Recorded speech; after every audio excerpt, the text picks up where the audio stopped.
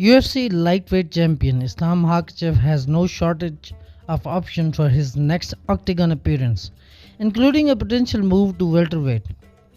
Makhachev has long teased the move up in weight, but that's been further complicated by his teammate Bilal Muhammad's reign over the welterweight division.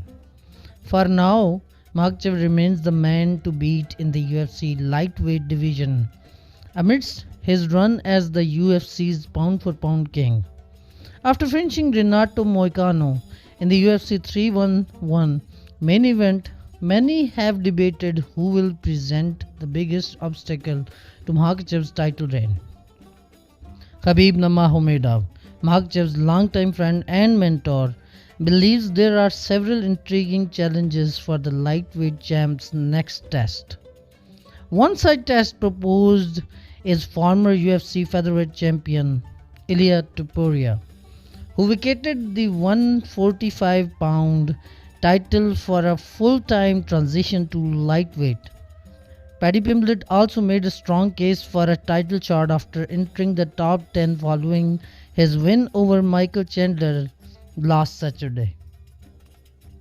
But neither Pimblett nor Topuria present the level of difficulty that one of Makhachev's former foes presents, according to Nurmagomedov.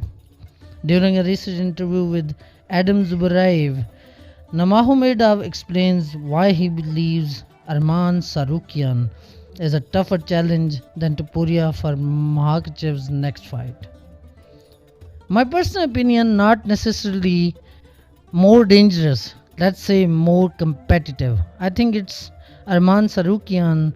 Nurmagomedov said of Makhachev's next potential fight. I think Arman is a more serious fighter than Topuria. Topuria is a good fighter at 145, but we haven't seen him at 155. I believe Arman is more competitive for Islam than Topuria. I don't know what kind of agreements Topuria and the UFC had, but from Islam's side he already gave 2 title shots to 145 champions. Nurmagomedov continued, both times Islam won, now a third time. Okay, let's imagine Topuria moves up and gets a title shot right away. Islam beats him, then Topuria fights again, he loses again. So basically, a nobody at 155. Islam beat a guy who was a nobody at 155. Because of that, in terms of legacy for Islam, for his resume, I understand Islam's risks too. That's why Islam says let him fight, let him become a real contender. Makhachev outpointed Tsarukyan by unanimous decision in the latter's UFC debut in 2019.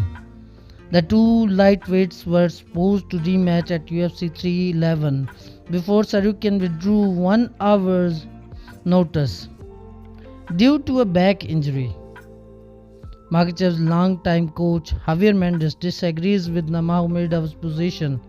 In a recent interview, Mendes made the case for Pimblett to get the next lightweight title shot after his performance at UFC 314. Dustin Poirier tabbed another matchup for Pimblett, opining that Pimblett should face his former rival Dan Hooker for a potential number 1 contender matchup. Hooker was supposed to fight at UFC 313 against Justin Gaethje before withdrawing due to injury. Gaethje is also in the mix after defeating Rafael Fiziev at UFC 313 and is one of the few top contenders who hasn't faced Makhachev during his career. Gaethje is 0-2 in lineal UFC title fights, including a loss in the Nurmagomedov UFC finale at UFC 254. And that's a wrap, ladies and gentlemen. Make sure to subscribe, hit that bell icon, and like the video. Please join us.